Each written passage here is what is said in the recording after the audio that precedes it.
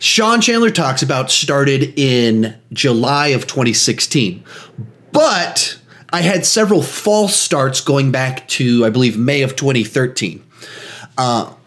So I've always been someone that's liked to create things. I've always been someone that likes to talk about movies. And I've been the guy in other people's comment sections for 20 years. I mean, before comment sections existed, before blogs, before YouTube, I was on bulletin boards. I was on the IMDb bulletin boards on there. I mean, I was just commenting everywhere just because I like to talk about movies. I like to put my ideas out there. And so then when I started discovering this whole YouTube thing and that other people are putting their videos out there, I went, I can do that. I have a background in public speaking. I was an education major. I've been doing video work since 2002, 2003 in Adobe Premiere. And so I watched some of these other people and I thought to myself, I can do that. That's easy. Now, of course, saying it's easy and watching someone else doing it and doing it yourself are not the same thing. But so I thought I could do it. And so I think my first videos were like reviewing Now You Can See Me, the first one, Star Trek Into Darkness, and season 1 of Arrow, something like that. I mean, it's something like back in May of that year. And I put these videos up, just shooting them on my laptop with the webcam, horrible background, backlit throughout the window. I mean, everything you're not supposed to do. I did those things in these videos. But at the time where I was working, I was in church world. I was just so busy, I couldn't keep doing it. I didn't have the time. I didn't have the energy. So I put these videos out, had fun doing it, and then just stopped. And then 6 months after that, I went, I should do that again. And so I put out 2 more videos, and then I stopped. 6 months later, I put out a few more videos. And all these videos are still on my channel, so you can go and look these ones up. So sometimes people be like, I thought you said that your channel just turned 2 years old. I was like, it did. The point in time where I started and kept doing stuff, that's July 2016. That's when I started using the name Sean Chandler Talks About. Before that, I used the name The Non-Essentials.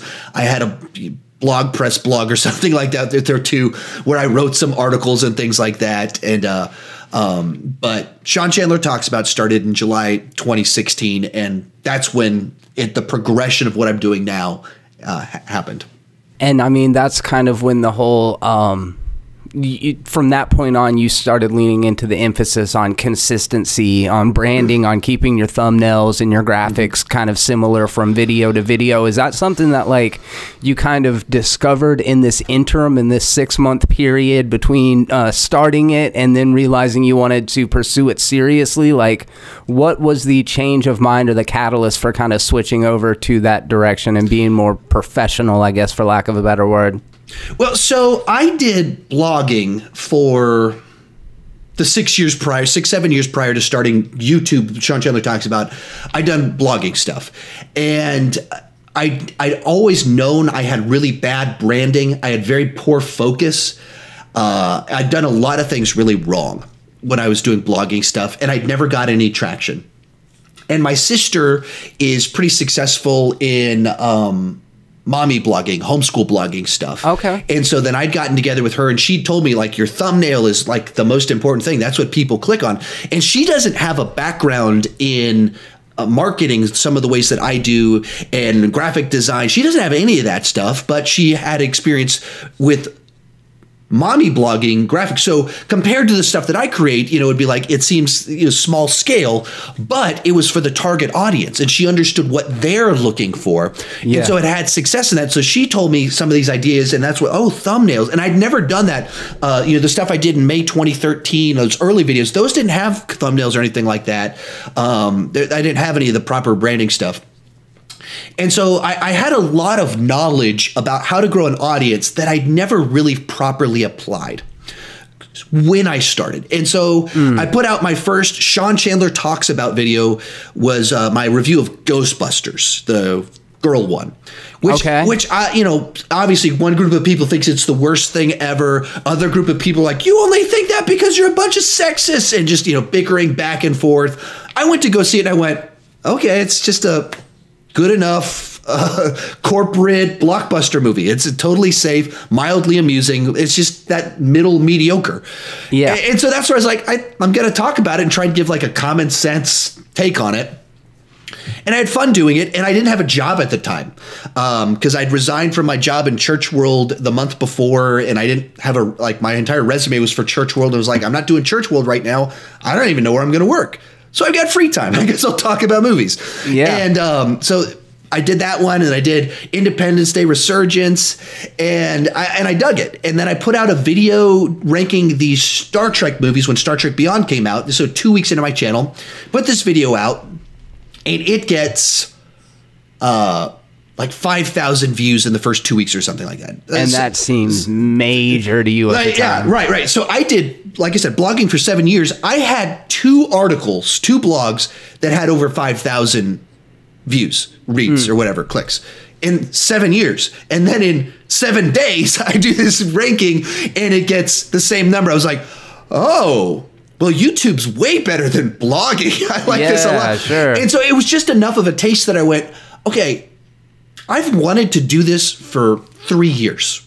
I don't have a job, so I have the time to put into this and learn about it. And so I basically just looked into how to do YouTube right. And videocreators.com, the YouTube channel Video Creators from Tim Schmoyer, I looked into his stuff. And within my first 30 days of starting my channel, I believe I purchased his course, 30 Days to a Better YouTube Channel. And it's all about branding, having a clear value proposition, having a clear focus, and then from there, do your thumbnails communicate your value proposition? Does your banner communicate your value proposition? Does every video communicate your value proposition? And so just kind of walks you through 30 points of how to basically apply your value proposition to everything throughout your channel. And that's what I looked at. And I didn't do a very good job of that when I first started. But right out of the gate, when I started, I was like, I'm going to try and do this right. I screwed up blogging, but I knew some of the ideas of what I should do. And then I took this course and combined that all together within my first 30 days. I really decided to take it pretty seriously. Man, I mean, and I think you can attest to the fact that failure can be a pretty valuable learning tool, you know. Without it, it's hard to kind of gauge your successes. And I think that's interesting. Well, and I'll put this into full context. I said I left Church World. I left Church World embarrassed, and like I left as a pastor that was an alcoholic. So that's not good. Like that's not, it was like a really bad place in life when I started my YouTube channel. I was literally in an outpatient, treatment for addiction. When I started my YouTube channel. You put yourself into the treatment and left the church because of shame, or you were put into a situation where you were forced to do that? It was all my choice. I was a very good functional alcoholic that was very good at keeping my secrets. Sure. Even to like obviously that's always horrible, but I was even good at keeping it from my wife. And I reached that moment in time where I had played this back and forth. I'm going to quit, and I'd go 3 months without drinking, and then I would come back. I mean, it was just such dangerous what I was doing. And there was enough these moments that was like, I hate the person that this secret life is making me. I am the hypocrite. I am everything that I don't want to be. I mean, it's just a horrible version of myself. And especially as someone that people looked up to, my role, me as a role model to hundreds of people. And it's so much of this is fake. And I hate this about myself. And there are other little things that were like legitimate moments of like, this is just pure shame. And so basically in the middle of my most important week of the year, I'd had a lot of like, I was literally had these like big success relapse type moments. And I had this huge relapse right before the biggest week of the year for me as church youth pastor guy. And I'm at this event and having withdrawal issues because I had such a bad return to drinking the 3 or 4 days right before this event that my system is like freaking out on me while I'm leading an event with 300 teenagers at it. And I started behaving weird enough. And I'm a weird guy in general. And so people know that. People that know me in real life know you're a weird guy. And someone walked up to me and he was like, is something wrong? Like, I've known you 8 years. You're a weird guy. And I've never seen this. Like, you are like, what's going on? And I was like, no, I just haven't been sleeping. And And for 2 days kind of lied about it. And I kind of had this moment. It was like, what am I doing? Like, I'm at church camp lying about like, this has to stop. Yeah. And so basically I left in the middle of the week and wrote my basically resignation letter. And so everyone just thought like I just got really sick or something like that. All the students did. And these higher ups at the church knew. And they're like, okay, we shouldn't announce this in the middle of this week. We'll announce it Sunday. And so then that Sunday they announced my resignation. And then the church fully funded all of my treatment that I went through. Oh, that's fantastic. And they, I think, paid, or I think it was like a 3-month severance or something like that. So they very much supported my family in transitioning. They were, helped me in certain aspects to try and find another job and everything like that. And we still attend the church. This is still the one we're at. So, but so like the point in time I start my YouTube channel, I'm like in this crisis of life of, I don't know who I am. I don't know what I'm going to do because I can't go to church world because church world is what drove me to drinking and stress. It wasn't like I was this party guy that decided, I'm going to church world, I'll be a pastor. No. Like the stress of being a pastor is what led to the drinking. It's more complicated than that, but that's the key element that pushed me over the edge. And so I didn't know what I was going to do. And while in this treatment program with all sorts of people even more jacked up than me, I start doing YouTube stuff. And so what led us down this rabbit trail is you say, failure can be a big motivator. That's the context of me starting my YouTube channel. My biggest, most embarrassing, most public failure to myself, to my family, to my friends, to my students. And I just had nothing, and I've always loved movies. I've always loved talking about movies. And so in this time where everything's a mess, I'll just try and do this YouTube thing and see if I could be a success at it. I always thought I could be good at it. Let's see what happens.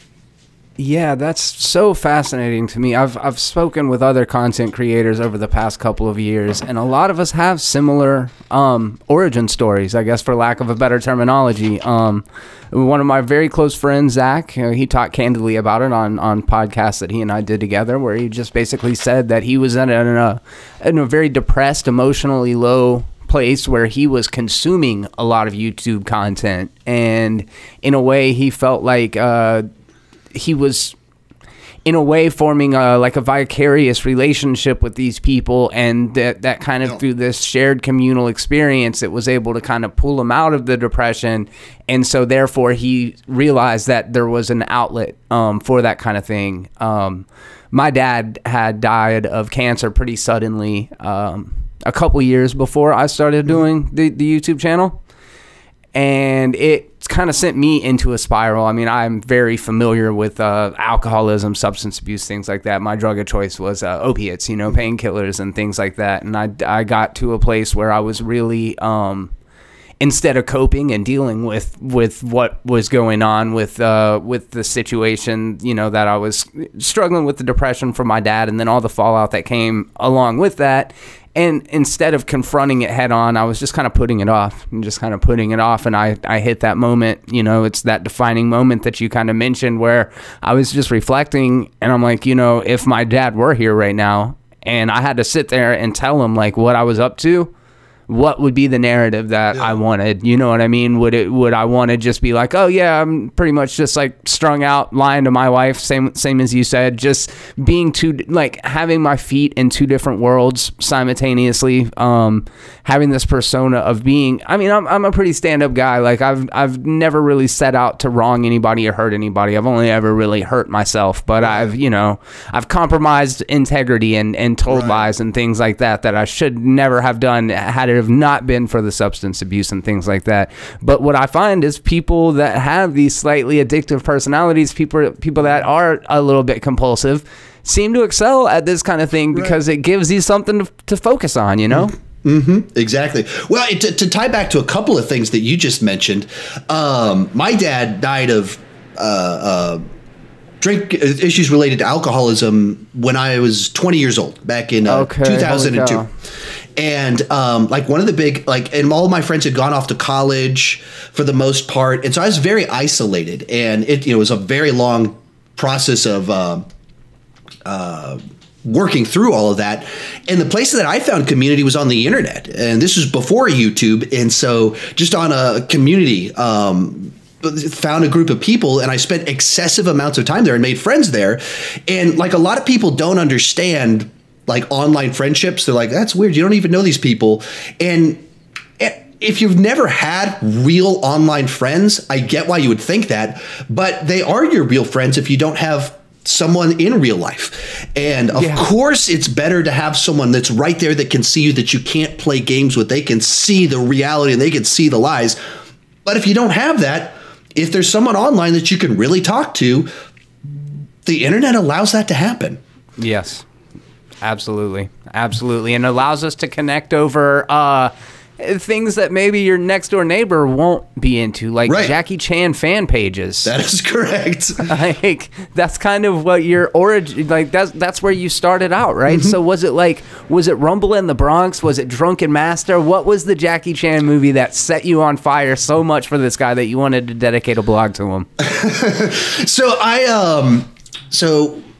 back, let's see, I guess Rumble in the Bronx was like 96, 97, and I saw the trailer for it. And I was just always into martial arts movies, action movies, all that stuff. With Van Damme, Seagal, all of it. Van Damme for me. And my first R-rated movie I ever saw was Bloodsport.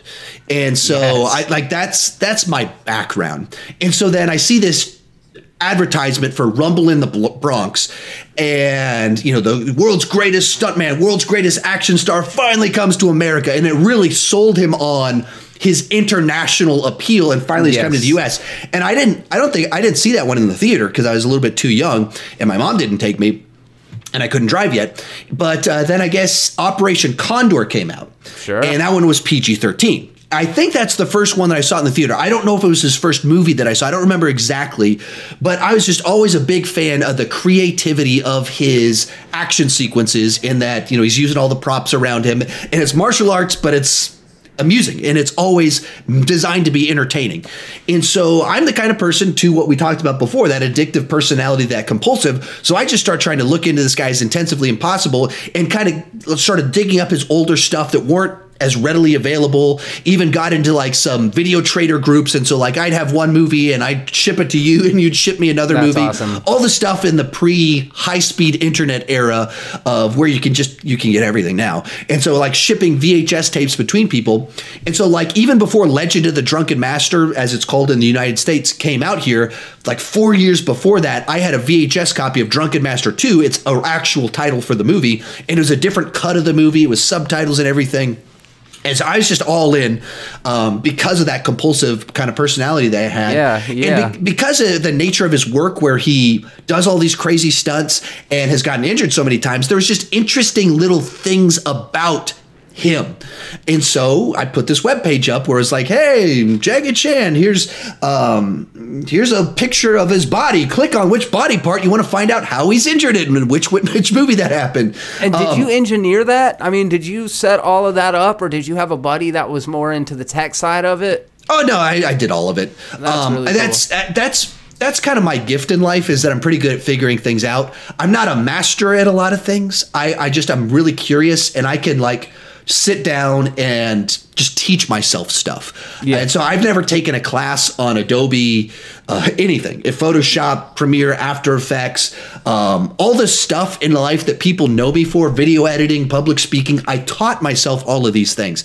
So, and then I've done web design stuff, which once again, it was just like, okay, how can I try and reverse engineer this? And sometimes I've design web pages the way you're really not supposed to do it, of looking at a web page I like, and then I just steal the code and just start reverse engineering it and reading through it like, okay, if I change this out, what happens? If I change this out, what happens?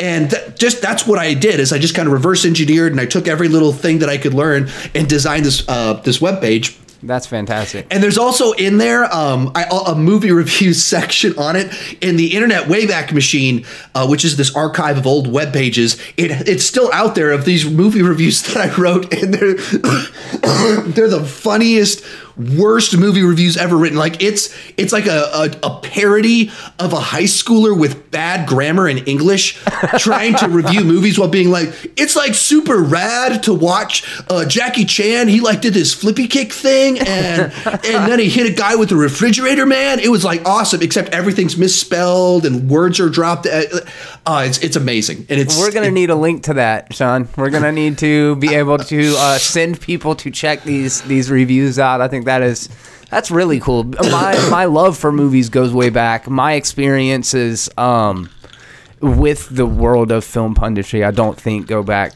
quite as far. I know that Batman '89 made a pretty profound effect on both you and your sister when you were growing up, and that was another big one for me.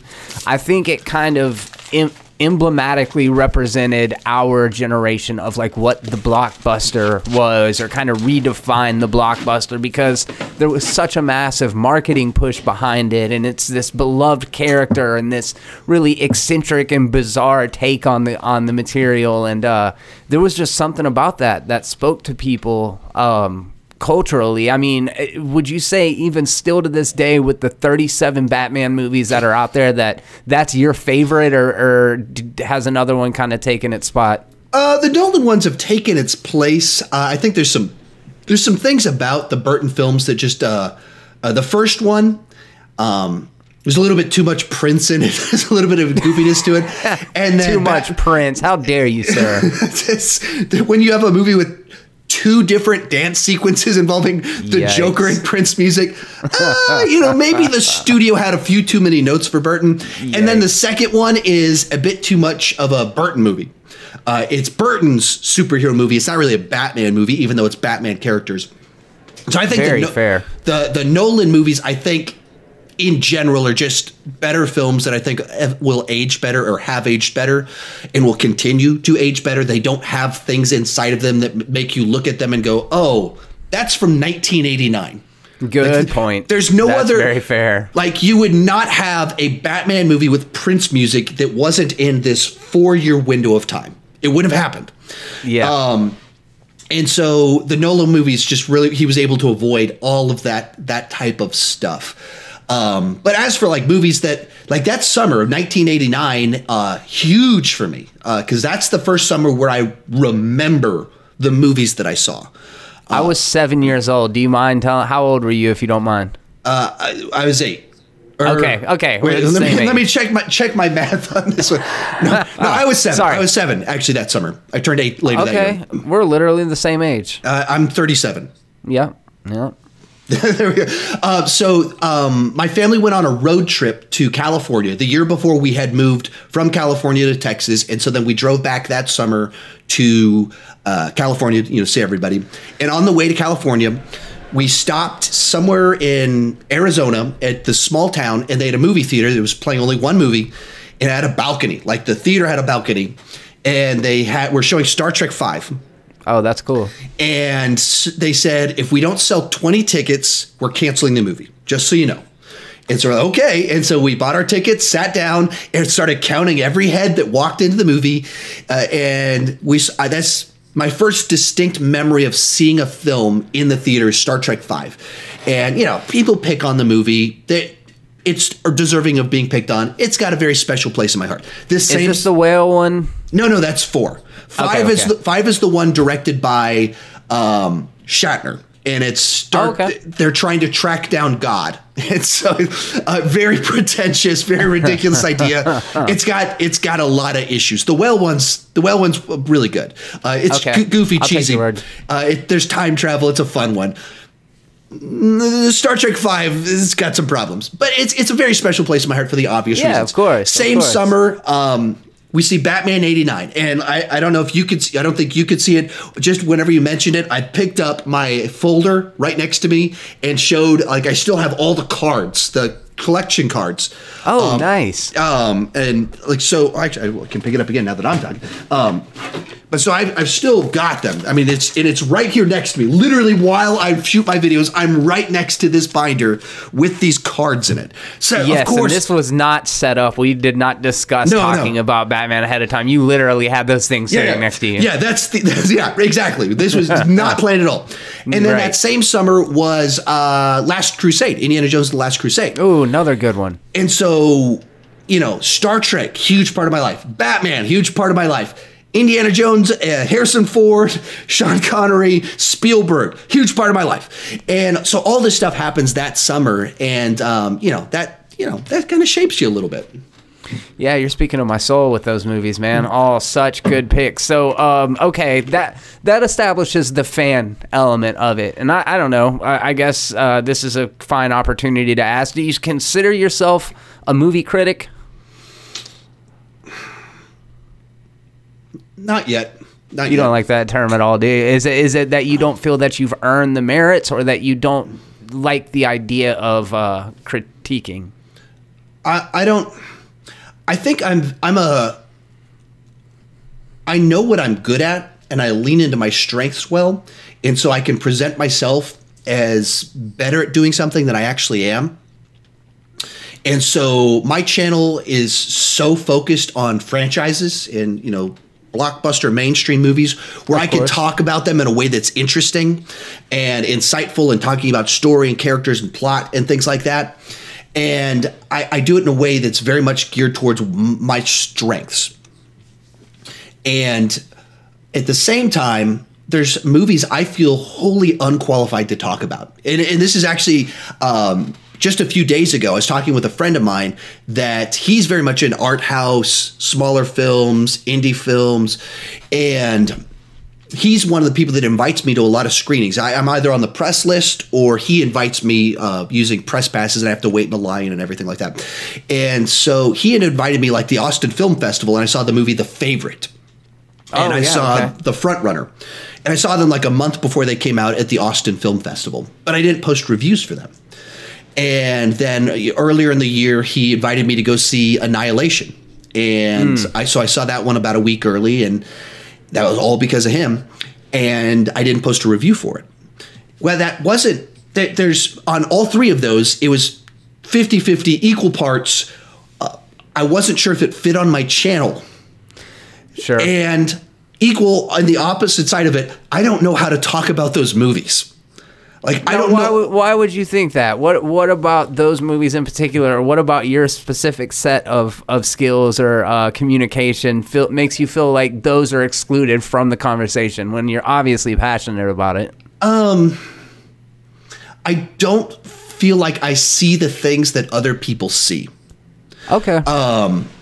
And I get film as entertainment, and so I can talk about film as entertainment and why it works for me, but film as art doesn't resonate with me. I don't fully get it. That's fascinating. So, or film on a cerebral level. So you think about a movie like Annihilation, the first 2/3 of it, I could talk to you about it pretty easily. Then you go into the third act and it gets weird. And, and it's just trippy and unclear what's happening. So I didn't know what to say after that. We walked out of the theater, and my friend says to me, "This will probably be my favorite movie of the year." And then he put out his list a week ago, and it was his number 2 movie of the year. And he goes, "I just loved it." It's like, I don't even know what I think about it. And so I never really came up with the review because I didn't know how to process I just don't know what to do with it. Same reason people all the time are like, "Oh, what do you think about 2001? What do you think about The Shining? What do you think about Kubrick?" I was like, I can respect his craft, but I just don't get, I don't get it. I just don't think on that level. It's so fascinating because I feel like, to come back around to having a foot in 2 different worlds, it's like you speak so much to my sensibilities when it does come to the franchises and the blockbusters and those kind of films. But it was Pulp Fiction. I think it was 1996. That when Pulp Fiction came out, maybe it was 94, but that was the first movie that I saw that like made me realize like, oh, I'm a film guy. Like I I like films. I like movies that are made by these auteur independent filmmakers that have this very specific vision. They don't get notes. It's just straight up this world that they create, and everything exists within it. And you know, obviously we were blessed with Kevin Smiths and the Quentin Tarantinos and the Robert Rodriguez, all of these guys that really reinvigorated the independent film genre as a whole, and got people in our age exposed to a lot of that stuff. So while on one hand it's really hard for me to say that Spider-Man Into the Spider-Verse was not my absolute favorite movie of the year, because Hereditary might have been, and these two things are not compatible. You know what I mean? How do you even weigh one against the other? So I appreciate the fact that you're looking at film in terms of entertainment and are candid about that, because it does get a little up its own butt when we start talking about, you know, intent, as if we really know, or are we assigning meaning to things that maybe the filmmaker didn't even think about at the time that they made it. But then also there's that interesting perspective that basically once art is unveiled to the public, that the artist loses ownership of it and it becomes part of the culture itself, so we can interpret and find meanings in it, and it's still got value because it's the way that we perceive it, you know? Yes. Yeah, there's a lot of ones I struggle with that, even on in reading other people's reviews, and when they start saying what they're seeing in movies or what their take on what the director was trying to do. I even read some of that stuff and I go, or see some of that stuff, watch some of that stuff, and I think, you don't know what he was trying, like, or assuming things about intentions and things that I like. That's some of that stuff makes me uncomfortable. So anyway, that's where certain ones I feel out of my league. But to that point, though, this friend of mine, I've been thinking for almost a year now of thinking or about starting a second channel to just review all movies, and realize that my main channel is kind of this big franchise thing with ranking videos, and it's that. And I've thought about starting a second channel that's just, I'm going to review everything, and so I have a place to put it that I don't feel like it's out of place. You know, I have so many subscribers that are 14-year-old boys and stuff that they don't know what the favorite is. They don't, what is this movie about kings and queens? Yeah. And so have that. So it exists out there. But I just haven't had the time. And then this friend of mine that, like I said, is in art house and stuff like this, he asked me a couple days ago, we're at our screening of Glass, and he's like, hey, I've been thinking about like starting my own channel, and I want to talk about the stuff, the art house. So I keep inviting you to these movies. You don't review the movies. Like, what if you had a channel where we did it? I was like, yes. That's what I want to do. Awesome. I want someone that knows what they're talking about and feels comfortable in that realm to join me in it. So I don't know, like, there's not a time frame on that, but that's a conversation that both of us were very excited about, the potential of something like that might happen in the near future. I'd love to see you dive into it. It'll make you kind of lean on that other side of your brain that maybe you're not always as confident in. And I gotta ask, transparency wise, are you considering the amount of views? Would the fact that The Favorite get 12 views on your channel with your normal base deter you from doing it? Or would you say that you're so invested in certain movies that regardless if anybody watched it, you still put that review out? Right now I'm valuing, I view this as a job, and it's a job for me now. I was going to mention this later, but like I'm planning on going full time very soon. Oh, good. And like I can dive into that to greater detail when you ask about future projects. But so that's something I'm very much thinking about. And so when you view the channel as your job, it changes a little bit. And when you can do that, and it's not just being irresponsible, you really have to think about some of those things of like, okay, is it worth my time with the amount of effort that I put into a review now of trying to have my thoughts organized, how long it takes me to shoot and how long it takes me to edit it. And that's time I'm not with my family. That's time I'm not with my kids. And if I know this is not going to be watched by my fans, it doesn't move any needle for me. It doesn't progress anything for me. And I'm putting this out there like, I feel like for me, if I put out a review of The Favorite, my main motivation is because I know there are people out there that look at me as a 37-year-old man that watches Spider-Man movies and Star Wars movies. They view me as a childish grown-up, Peter Pan syndrome. And I get comments like that from time to time, and I'm okay with that. Like, I'm not embarrassed that I like the same stuff that I liked when I was a kid, because I don't just like that. That's just what my channel's about. Yes, that's a very good point. And so I get some of that, but at times I feel like I have to prove to the world that I'm not just that. Like, I have an ego of all those things. And so my main motivation in putting out The Favorite wouldn't be like, oh, I want to talk about this. It's, look, guys, see? I can talk fancy too. I like grown up people's stuff too. Yeah. Like, I'm not just a little kid. Yeah. I've had a number of awkward conversations where people, grown up humans are like, hey, what do you do? It's like, well, during the day I deliver paint, but I'm also a movie critic. I actually have quite a bit of success with that. And then they're like, oh, have you seen this movie? And then they list off like 4 or 5 grown up movies. And I'm like, haven't watched that one yet. Have you happened to watch Aquaman? Yeah. Well, and that's an interesting thing I mean, a lot of people our age, we're like right at the cusp where if you're a couple years older, you're really not even familiar with the platform of YouTube for entertainment. If you're a couple years younger, you've kind of grown up with it always being around, or at least it seems like, I guess it's only really been about 10 years now, maybe 9 years, something like that. I think it was 2006. Okay, so yeah, we're coming up on 13 years, and in its infantile state, there were a couple of like the top dog YouTubers, and I'm imagining, because you told me that you kind of started off in forums and kind of predating YouTube. When YouTube started, do you remember a couple of content creators that you just like were really gravitated to, or you're like, that guy has his shit together? Or girl, excuse me.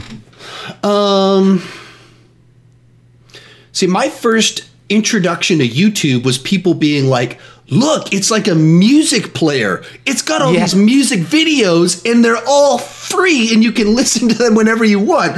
And so that was my introduction to it. I don't remember if it was a roommate, but they're like, look, YouTube music videos. So that was my first introduction. And then from there, I think there was several years where it was just kind of cat people or cat video people, stupid stuff, short things. So that didn't really appeal to me at that point in time. And so then it was probably, John Campea is probably when it first started to piece together, oh, you can do cool stuff on YouTube. And he started doing a movie review show on his own time. There's real podcast style called For Your Consideration, and had several other critic friends on it. And that was his basically prototype that later, when he was able to transition that and get to do that on his day job at MC, that turned into Movie Talk. And then Movie Talk got purchased by Collider, and so then it's this whole other thing. But the original version of that early prototype, that's probably where it really started, where I was like, oh, YouTube's a place for me to talk movies with other people in the comment section. Probably. So that would probably be my answer. So it's not as juicy of like an early YouTuber person. No, it's a totally valid though, and then literally, again, this I feel like we have a lot of things in common. It was definitely John Campea that I feel like I got my ideas for graphics and templates and kind of the visual ideas, some of the actual like outline elements of where I started and things like that. It was the Schmoes No Show, the original Schmoes radio show when they were over at Popcorn Talk, I think is when it was. It was Maria Menudo's and Kevin Inagara's studio, and it was something about the fact that them all like hanging out and drinking and having like pretty girls and like cool people all sitting around talking about movies, and I'm like, man, none of my friends like care about this kind of stuff. Like the people that I love the most, the people that I grew up with, we were all in like punk rock bands and heavy metal bands and stuff growing up. They did not care at all about my love for movies. I was in several ska punk bands back in the day. Were you really? Yeah. Yeah. The Amazing Real Big Fish. Skosmonauts. Oh, nice. That's a good name. Yeah, I didn't come up with it, but it's a good name. Were you one of the 16 horn players? No, I was guitar and I think all the versions of that band. I was a guitar player and singer screamer. Okay, one of the singer screamers. A lot of power chords going on there. Yes. Yeah, 100%. Yeah, that was us growing up, and so it really did get to a point that I was like, man, if I want to communicate this love with other people, instead of following my wife around the house, talking at her about this last movie that I saw, maybe I should reach out to people who are, very enthusiastic about it, and it's afforded me a lot of great opportunities. You can quantify success in different ways, and I'm curious about your take on this, but what I have found is obviously learning the videography, learning the editing, learning the graphics, all of these things are marketable skills that can apply to real careers outside of the realm of YouTube. So, if you are a fellow struggling YouTuber that's not necessarily gaining the traction right off the bat, always look at it as like you're gaining experience points. Like any game you play, you're leveling up just by learning how to do these fundamental things, and just awareness in the community. Even a lot of people that don't watch my stuff, they know that I do it, and it's allowed me to go. I host the film festival here in Pensacola. I moderate a lot of the celebrity panels at Pensacon, which is our smaller scale version of Wizard World or Dragon Con or Comic Con or whatever. And I've worked on the set of a couple short films and things like that. So I've had some really positive experiences that came specifically from just simply putting myself out there. And I wanted to ask you, of all of your successes, like, what is a moment that you've just held on to as like, man, that is the epitome of the reason why I do this?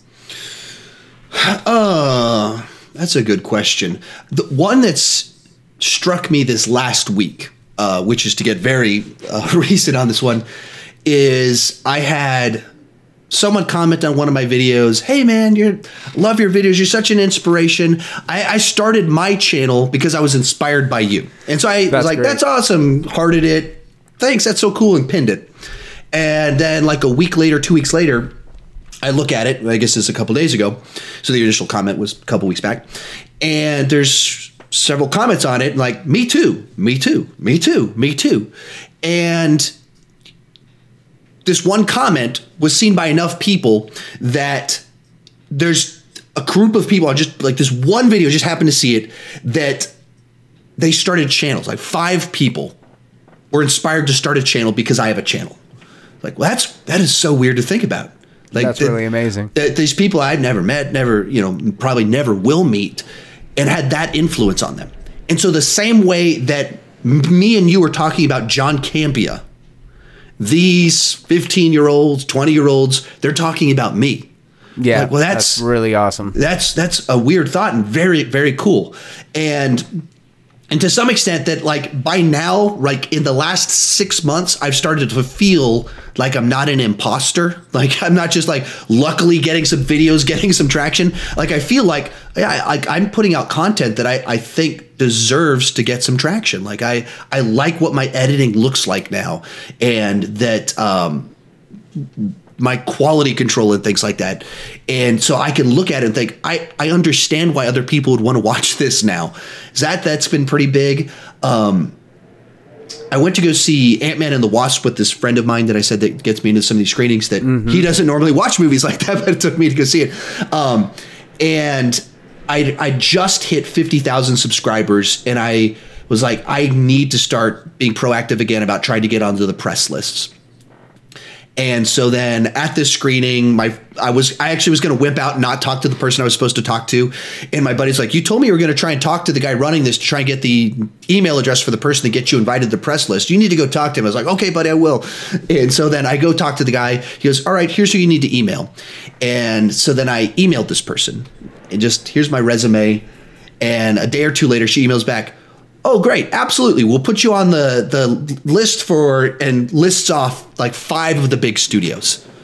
And I sent all I did was send an email saying, "Here's my quick YouTube resume," and was added onto these lists. I was like, "Oh, I'm the real deal."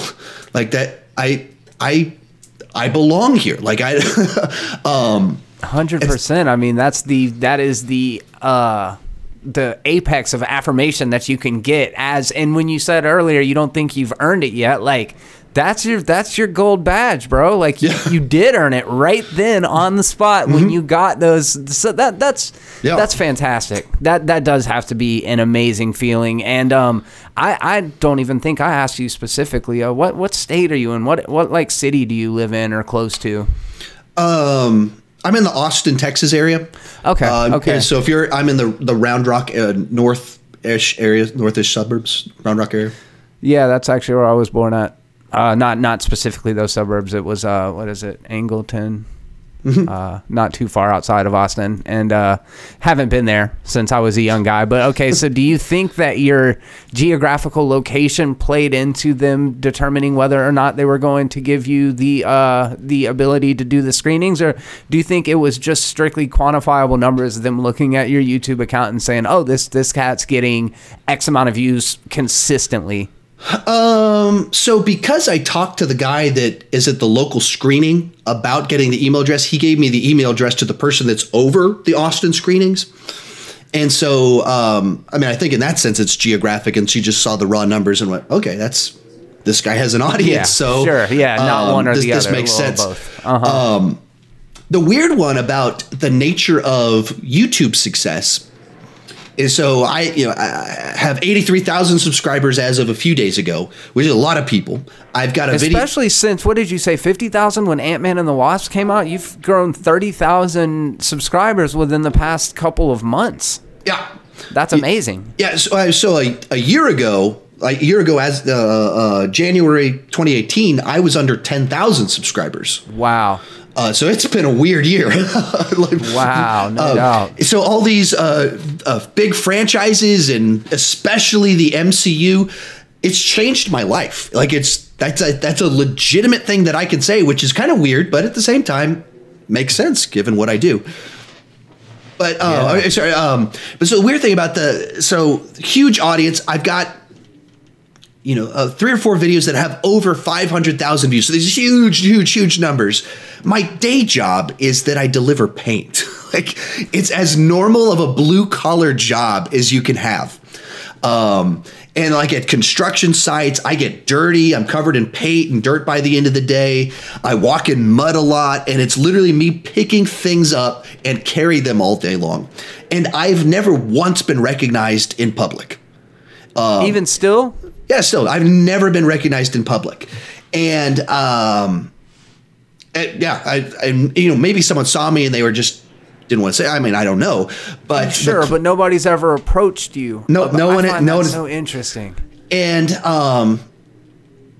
it's one of so when I first started to have success, I guess in June. In June, I was in the, I think, 40,000 subscriber range, and I went to Austin Comic Con. And I thought, this might be the day. Like, I'm an introvert, so I was trying to like psych myself up. Like, are people going to talk to me? People going to like, and no one did. In a way, you were bummed, but you kind of felt off the hook at the same time, right? Yeah, it was like this very weird set of like emotions of like, okay, am I like an egomaniac that I thought I was going to be recognized? Like, what kind of person shows up somewhere like, I'm here. Anyone want to Sharpie and everything? Anyone want to take a picture? Yeah, I can sign whatever you want. Like, what kind of egomaniac shows up somewhere thinking that? And then it didn't happen. And so I think that was just enough to go, okay, my fan base is all over the world. Yeah. And I put out a video with a blog that I was at the Austin Comic Con. I got some comments from people saying, hey, I was there too. I just didn't see you. And so some of it's just a matter of timing. I've had enough people know I'm in the Austin area, and so we've had some back and forth like, yeah, I go to this movie theater, and so they're like, I go there sometimes too. So some of it just hasn't happened. But if you think about it, like I'll put out a video and people will be like, hey, watching in India, hey, I'm in Kuwait, hey, yeah. And it's a global audience. And so all of those 83,000 people are spread across the earth. And so my number of fans in all of the Austin area, the 2.2 million people or whatever in the Austin metropolitan area, is not a lot, which is such a weird thing to think about. And so it's such an odd mix of emotions of what my life is like right now. Of like on the internet, especially in our corner of the internet, a bunch of people know who I am. Yeah. And if I You're comment, coming up and recommended, and like you are up there getting recommended with the the Jeremy Johnses and the Chris Stuckmans and the John Campeas. I don't know if it's because of my particular history or what. I can't really speak to that, but your name comes up right there alongside the biggest YouTube movie reviewers that I named, Right. And so like if I comment on a Jeremy Johns video, people will comment back to me like, hey man, I love your videos. That's like awesome. I comment and like there's thousands of comments. And if I comment, people know who I am. And then I go to the movies and no one knows who I am. Like I'll go to nice, though. Even these movie theaters that I go to all the time. It's not like any of the people that I buy popcorn from every week know who I am or anything like that. And so it's just a very weird life right now. Very famous amongst 15-year-old boys across the entire globe.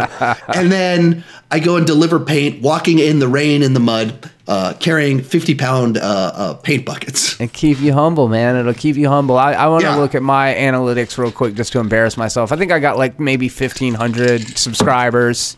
And it's funny because of just it's again maybe because of my Facebook presence and stuff. People in the community tend to know what I'm doing. Now that doesn't translate to views because they know what I'm doing, like, it doesn't mean they care about it. Again, the people that I grew up with, I live right on the beach and stuff. These people don't want to go inside movie theaters. They want to go out on boats, and I understand that.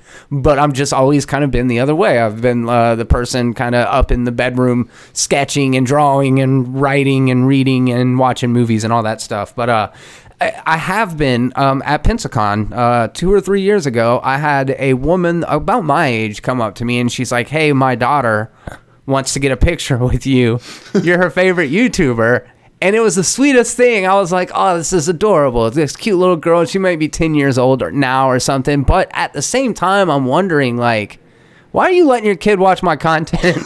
Like, my stuff's not all that family friendly. Like, I mean, it's nothing like super far out, but we're not exactly watching our language or skirting away from, like, because like some of my biggest influences, like I love Red Letter Media. I love their really sardonic approach to it. I love Internet Today, the guys that were formerly ETC, like, but it's hard to find a dedicated group of fans that like to hate on the stuff that they like. Like, I don't think people understand that, like, you can't do good satire if you don't love the thing that you're sending up. Right.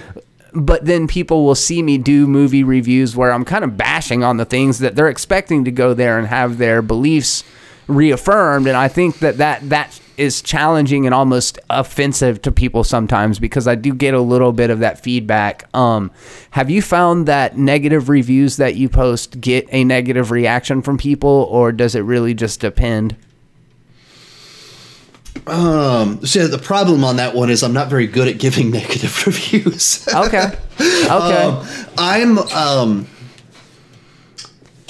some of that's almost intentional to my channel of I actively try to just have a love for movies. You're a fan first, and I respect that. Yeah. And so, like, in the last 2 weeks, I've watched Lady in the Water, The Happening, Last Airbender, and After Earth.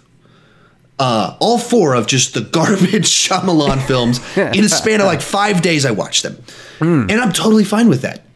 It's fun for me to watch them for different reasons, and some of them are more entertaining than others, but I just love movies. And so I have a really hard time not enjoying watching any movie. I don't get bored. Even in bad movies, I don't get terribly bored. And that's another reason I feel unqualified to be a movie critic. It's because I give too many positive reviews.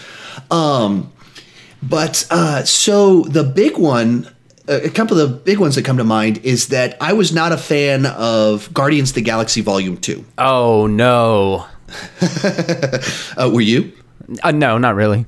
So I loved the first one. Yeah. It's what like a kind of a personal favorite in the of Marvel movies. I got at times I've had it as my number one. And I have some real, I took my interns with me to go see it right before we went on a trip to the Navajo Nation to try and help the community out there. Like literally the day before we left for this trip, we went to go see Guardians of the Galaxy. And so all week long, we're quoting Guardians of the Galaxy to each other, all these Drax one-liners and things like that. As it turns out, life lesson, you probably don't want to call your college intern a green whore. I learned that the hard way. He was like, come on, man. Why would you call me that? It was a girl. It was much worse. Of course it was. We're still friends. She still invited me to her wedding a few years later. So we're all good. So that movie had a special place in my heart. But then I didn't like the second one. And my review for it when I first posted it was, I think I still gave it a thumbs up, but it was, I had a lot of negatives. But then because I put out these MCU rankings and I just had it ranked very low. And then a bunch of people lashed out at me like, what? How dare you? And so then I basically had to defend why I didn't like the movie. And so then I basically spent the first full year after that movie came out listing off why I think it's a bad movie. Even though when I came out, I gave it a thumbs up. Yes. Came out, I was like, hey, one thumb up, one thumb to the side. I got some problems with it. And then I spent a full year, almost every single day. Here's why I don't like it. Here's why this doesn't work. Here's why this doesn't work. Here's why, and literally like analyzing the plot in my head as to like, why doesn't this work for me? And so then it just turned into, I just spent enormous amounts of time talking bad about Guardians of the Galaxy Volume 2. I don't want to do that. I have no interest in doing that. I just want you to understand where I'm coming from. And the people are just like, it's like I'm insulting them. And it's like I'm attacking them personally as if they are James Gunn and they wrote it and they directed it. And they didn't. They just liked it. Is there a part of you though that if you and I would just met each other on the street, we were having casual conversation, and I was like, you know what movie just is a real piece of crap? 1989 Batman. Would there not be a part of you that kind of took it as a personal affront, or would you 100% honestly just be like, that's cool? I think the difference is that I think the way I present my opinions, I come off embarrassed that I didn't like it. Okay. I could be wrong. I could be wrong in that. And certainly because of the nature of my rankings where I'm talking about 20 MCU films. And so then I'll film a minute and a half of me explaining it, and I'll have a disclaimer at the beginning. I wanted to like it. I went in with this is my most anticipated movie of the year. I just didn't care for it. And then I edit it down and I have to cut all that out. And so it's just me trashing it. And so there's certain ways in which I perceive I've said things and I put it out there and 500,000 people saw it, but no one saw it except me. And so there's ways in which I have a delusional view of the world because I know what I wrote, I know what I recorded, but I forget what I published. What you actually put out. Yeah, 100%. But I think the way that I talk about and I also have to, it's hard for me to also remember on these like Marvel videos that I have 80,000 subscribers. The video has 500,000 views. That means there's a lot of people that have never seen anything else I've done before. And they saw me trashing Guardians of the Galaxy Volume 2 as the first thing they ever saw. And so then they comment about it, and their second exposure to me is me getting defensive. So then I just look like an insecure jerk. and it's because I have all the, like, I know my actual feelings, my actual experience, everything I've fully said about it. And all they know is this 45 little second thing where I told them that their favorite movie was garbage. And I don't want to be that person. I understand. But it's the inherent nature of all this stuff that I don't get to choose what their first exposure to me is. And I need to do a better job of responding to comments. It's so tough because just in the heat of the moment, how many ignorant, just backwards things that I've said, whether it be about a movie or even like my rankings for movies. That's why I have a hard time with lists, because everything is so fluid with me. I can feel one way about this today, and then 3 days down the line, all of a sudden they've switched rankings and things like that. So I have a hard time with that. People ask me all the time, like, why do I just keep updating rankings, and why do I, after every new release, put a new one out? It's like, well, first off, because people keep watching. They're very successful, and so it works. And I don't mind doing it again. But beyond that, my opinion changes. Like, there's at least, I'm almost positive, at least, I think my very first MCU ranking, Guardians of the Galaxy was number 1. Right now, I think it's at like number 5. That's a pretty big shift, and it's not all because new movies came out that I put ahead of it. Some of it's just after Guardians of the Galaxy Volume 2 came out, it soured the first film for me a little bit because of what they did with a couple of the plot points. The payoff of some of the stuff about Peter Jason Quill, I didn't like. And so plot points in the first film, I was like, ugh, those don't work for me anymore. Yeah, interesting. But yeah, I'm very fluid. Yeah, and it does seem like it's tough when you're ranking 20 things. Something's always going to have to come in the tail end of it, and the 20th best Marvel movie is still better than thousands of other movies, you know? So it is interesting how it just because something ends up at the bottom of the list, it all of a sudden means you don't like it. It just means you don't quite like it as much as the other stuff. Right, and that's the other one that kind of drives me crazy is that people associate their emotion for a low number on that list, their personal, like the emotion that they give to their number 20 to me. Yeah. And they don't correlate at all. Yeah. There's no, like, they hate The Incredible Hulk. I don't hate any of the Marvel movies. I think that they are all good, watchable blockbusters. That like the Marvel Studio Kevin Feige machine is very, very good. And so the low bar for the MCU isn't very low. It's pretty high, and especially in regards to their actual genre of blockbusters. It's a phenomenal franchise. So my number 20 is probably not with the negative emotional level of someone else's number 20. And somebody like, why do you hate Iron Man 2? I don't hate Iron Man 2 at all. I have never said I hate Iron Man 2. Why do you hate Guardians of the Galaxy Volume 2? I don't hate it at all. I was very disappointed with it, and I don't like the direction that they took it. Those are not the same thing at all. I get what you're... That took me a second to pick up, but man, that is such a good point, is if some people aren't on fire about Marvel movies, their 20th may be a movie that they absolutely hate. Yeah, that's a really good point. And as someone who... I look at you as somebody who obviously you are invested enough in the franchise to discuss all the movies and stuff. So I even think I remember you placing The Incredible Hulk above a movie that I was kind of surprised by that you liked it. But again, it's just preference thing, and it's refreshing for me every once in a while to see people. Which one? I wish I could. I don't want to speak out of turn and say the wrong thing. And it's been a little while since I watched the video, but I mean, it's moved all around, so you could have seen several different answers. Because I don't think Incredible Hulk's a bad movie at all. I don't understand the hate for it. Like when people are like, this one belongs at the bottom. I don't know what they're talking about. It's obviously a better structured movie than Iron Man 2. I think it has more flavor to it than Thor: The Dark World. And I find Guardians of the Galaxy Volume 2 to be distasteful because of some of the stuff they did and the tone. So Incredible Hulk is not in the bottom 3 for me, not by a good bit.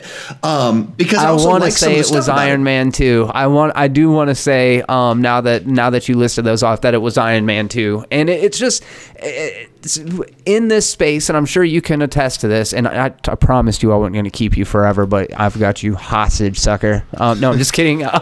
But it's like you. Oh no.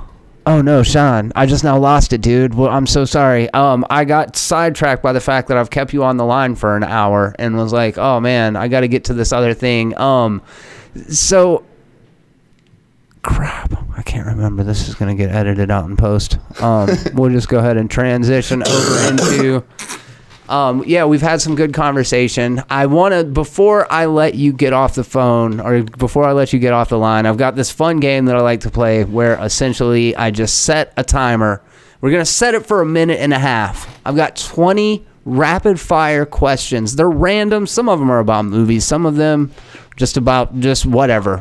So we're going to go through them, as many as you can answer within this 1.5 minutes. I have a feeling we're going to whiz right through them, but some of them might take an extra second. I don't know. The way I think, I am not good with quick fire answers. I give long-winded answers. That's why we're still talking an hour later, because I go long, so this could be tricky. Hey, I'm good with it, man. Let me clear my throat before we do this, because I need to answer as many as I can without coughing. Yeah. All right.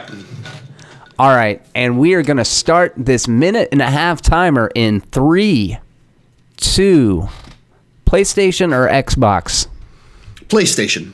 First celebrity crush? Alyssa Milano, Drew Barrymore, one of those two. Favorite movie theater candy? I get popcorn. Fictional place for movies you would want to visit?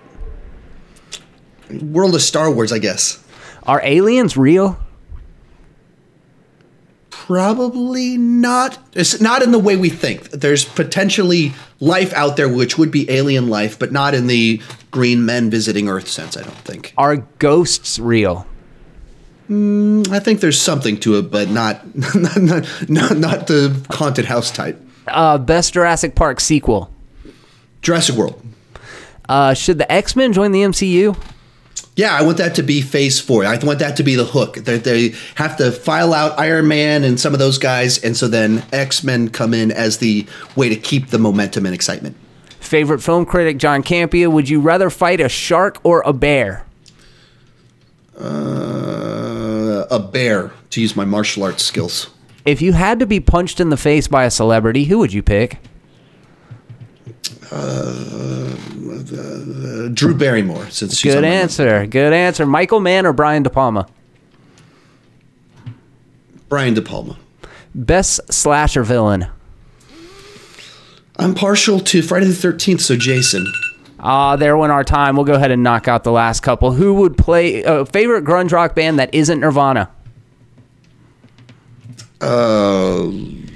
Bush. First rule of Fight Club? You don't talk about Fight Club. That's right. And who would play you in your biopic? Let's go with Chris Pratt. Ooh, I like it. I could actually see that, man. That's pretty good casting. I think we're go picture on that one. All right, good job. Thank you so much for playing along. That was good answers all around. You mentioned earlier that you have some projects in the works and that you've got some things on the horizon. What is next over there at Sean Chandler Talks About? So on a video level, there's not anything specific. I don't have any big, just the usual that every week, whatever the big franchise movie that comes out, I'm going to review it. I'm going to have some rankings associated with it. So all that fun stuff. So then this weekend and next week is M. Night Shyamalan stuff. Coming up next month, Lego movie stuff, How to Train Your Dragon stuff. Got some stuff related to the Super Bowl and all the trailers. But the big thing is that I'm planning to go full-time in April. And so that's where all bets are off. I don't know what that's going to look like. It just opens a lot more doors for me to do new things, try new things, as I have the margin in my time to experiment with different types of content and, grow the brand. I cannot congratulate you enough for that. That is so awesome. And I think that's ultimately the goal for a lot of people doing this. And the fact that, I mean, let's face it, you didn't start this thing off on a trust fund or something like that. You know, you said you work hard. You're a person who does have to go out there into the world and do real work. So this wasn't something that was just handed to you. I think you've earned every bit of success that you've gotten. I hope to continue to see great things from you. I am a fan, and I also do really appreciate you taking the time to come and chat with me. I know that you've actually been doing a press tour of sorts. So is there any other interviews that you want to plug that you've done lately that the good people can go over and check out? Yeah, if you're on my Twitter page, I don't know where to link to it on it, but I did another interview literally right before this one. That's not normally a thing that happens, but and so I'll post that on my YouTube page. That's the best place to find this one. Ideally, I'll post all of them on my Twitter and YouTube pages, the links in the community section. But I don't know. I don't remember all the names for all of it because my brain's fried from literally 2 hours of interviews right now, unfortunately. Well, all I know is next year at Austin Comic-Con, people are going to be waiting for you to bust out that Sharpie marker, man. You're going to be running out of ink so fast. And I can't wait to hear back from you. If you guys ever want to talk movies, I'd love to collaborate again sometime in the future. Sounds good.